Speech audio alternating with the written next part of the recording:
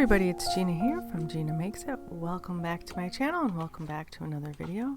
In today's video, I am sharing a method of how I am using up my 6x6 paper pads. And I'm also sharing a page about a book that I recently finished called Little House in the Big Woods. And it is a Laura Ingalls Wilder book. It's the first book in the Little House series. And so I'm using my 6x6 paper pads to create a quilt that is reminiscent of the quilt that Laura and her sister are sewing in this book. And I'm also showcasing a quote by Laura Ingalls Wilder as well. So the first thing that I'm doing is just flipping through a couple of 6x6 paper pads that I thought would work well for this project. And what I'm looking for are primarily small print florals and small print patterns. So if you think of a quilt, at least the kind of quilt that I have in mind, kind of an heirloom quilt, there are very small sort of calico flowered patterns on each of the blocks, and this is just like a simple block quilt, no fancy stars or designs or anything. So I decided on this very old Maggie Holmes Bloom paper pad, and right now I'm just going through and I'm ripping out all of the sheets that I think I'm going to use for this quilt, as well as just the rest that I want to keep, and the rest of that pad is just going to be donated because I know that I'm just not going to use those papers because I just don't like them. So I found, instead of using papers that I don't like, because then I end up not liking the layout, that if I just donate it, it's just sort of a win-win, because I'm sure there's somebody out there who is going to like those papers. It's just not me. So I just cut off a 1-inch strip off of the edge of all of the papers, and then I turned them sideways and I started cutting each strip into 1-inch blocks.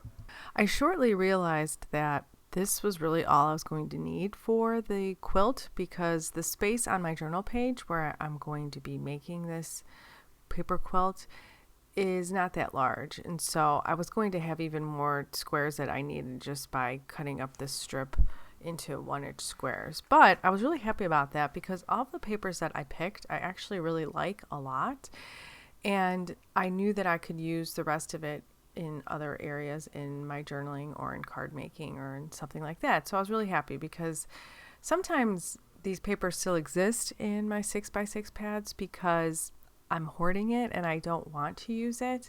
But this year I'm moving past that feeling. I'm really pushing through it, and I'm using all of the papers and I'm using all of the things, because otherwise they'll just sit and collect dust and no one will enjoy them. So I am happy that I'm able to utilize the rest of these papers somewhere else because I really do like them.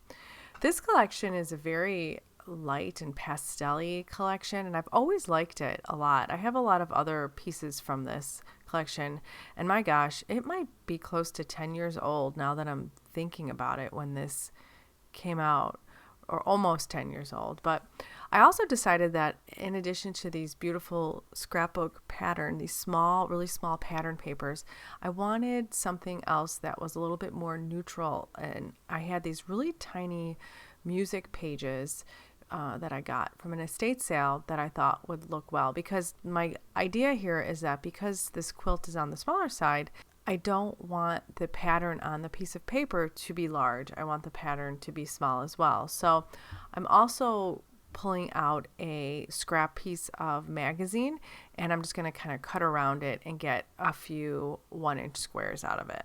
Now that I have everything cut out, I feel like this is the really fun part. So I already knew that I was going to use this page for my quilts because this is the next page in my journal, and I am a consecutive journaler, and so there's really no doubt about what page is going to be my next page because it's always the page after the page that I just finished. So I found that moving these squares around was a little tedious, and so I have this little pointer tool that I got with my Cricut that helps me kind of maintain a little bit more dexterity with the actual squares themselves.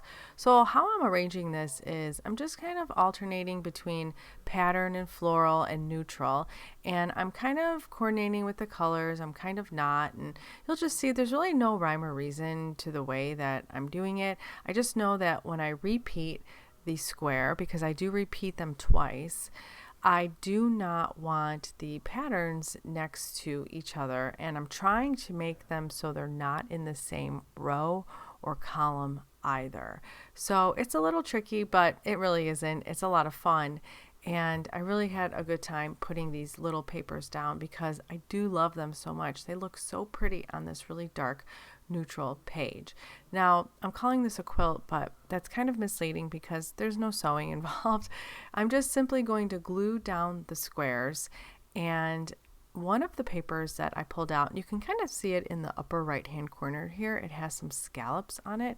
I'm going to cut out one of those scallops, and I'm going to use that as like the top blanket on top of the quilt. So the reason that I'm including this page in my winter journal is sort of two-part. The first is just for simple documentation that I read this book. I do like to document the books I've read in my journals individually. It just kind of helps me remember what I read, but it also serves as an important way to kind of reflect on that reading. And the second part is that there is a specific quote from Ingalls Wilder that I find so incredibly inspiring. It is sort of a guide on how to live and what to keep close to your heart. So I thought that this page would be a good time to kind of document that and my thoughts surrounding that, because it all does kind of tie into winter. If you'd like to read more about my thoughts behind this, you can head over to my blog at ginamakesIt.com, and I do have a new post that talks all about this. So this top part of this bed is an edge from an old file folder, and I thought the curve on the top actually kind of looked like a headboard. So I just trimmed it down and I folded it over, and I copied that same design on the other side and I cut it out. I'm adding a piece of old vintage lace to the top of my little scallop that I glued down, and I just love the way my little bed is coming together. So this is that quote that I was talking about earlier. I just typed it on a piece of old drawing paper using an old typewriter, and now I'm just trimming up the lines as individual pieces of paper. And at first I thought that I would just kind of line it up on this quilt, on this quilted bed, but you couldn't really see it. It was kind of blending in with the background a little too much.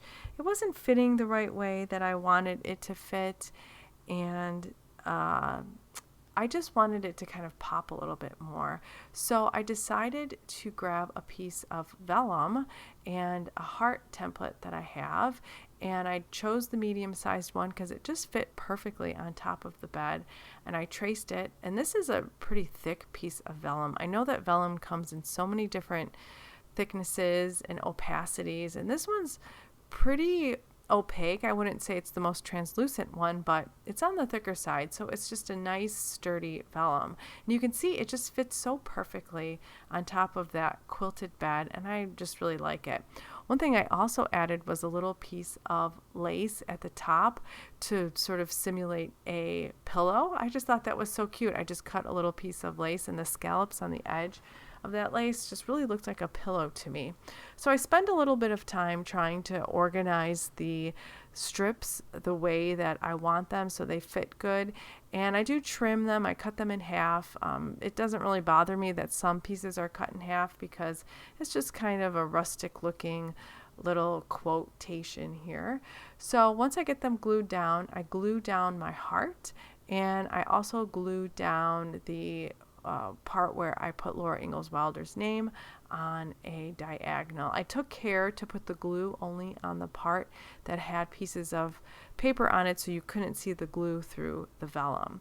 So I have this old piece of stationery in my stash, and I thought that I would use it on the opposite page to do a little bit of journaling. But before I do that, I just want to trim down the pages. One thing that I found that really changes the way a layout looks, just kind of cleans it up is when you trim around the edges and you kind of make the page fit whatever it is that you're working on. I just find that that really kind of puts a finishing touch on a page. So I knew that this right side of this paper was going to fall within the crease of the page. So I pre-creased it just so it would be easier to fold.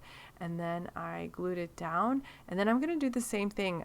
I'm just going to glue down the entire piece of stationery, and then I'm going to trim around the edge just to clean up the edges and to give it a more sort of final look.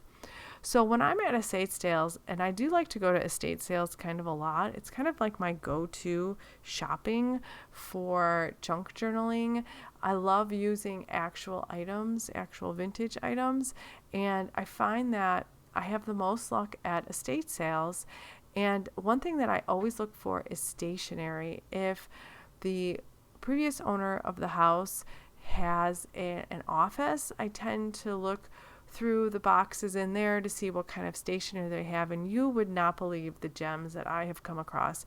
This is like a pencil sketch of an old winter scene, and I just thought that it was so apropos for this page because in large part this quote is sort of linking back to the book The Little House in the Big Woods, which is primarily a winter book for me. It does fall within all 4 seasons, but there's a lot of attention spent on winter in the woods, and that's what I find so captivating about the book itself. So I wanted to have a winter scene kind of juxtaposed on this page to the quote, but I thought that it needed something in the middle, and I was going to add some washi tape, but I decided to use those extra blocks and just add a little bit of a border in between, and I just really think that that kind of livens up the page a bit. So I do my journaling on the left hand side here, and I fill the entire page with my thoughts, and that pretty much is going to wrap up this layout. I'm really pleased with the way it turned out, and I really hope you give this paper quilt a try because it is just the sweetest thing on earth. As always, thanks so much for watching. I'll see you next time.